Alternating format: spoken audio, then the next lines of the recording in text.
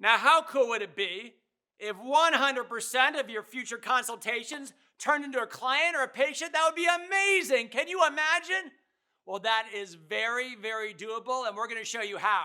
Because a magically successful consult involves everything a person sees and everything that person feels every step of the way. We're going to talk about the consult. But remember, these days, the consult relationship starts way before they walk in the door, through articles they've read, social media interactions, interviews, videos they've watched, emails, appointment confirms. By the time they get to you, you're the chosen one. Well, bye for now. I have an appointment with Moses to learn how to become the chosen one. I'll be right back. Hello! We're going to spill the beans today on how to become the chosen one by mastering your client experience.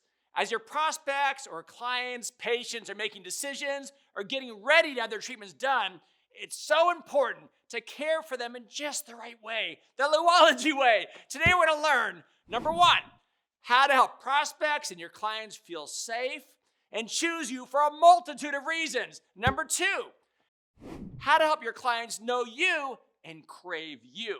Number three, how to help any last-minute objections in the treatment room, plus a special Louology surprise. Let's get right to it.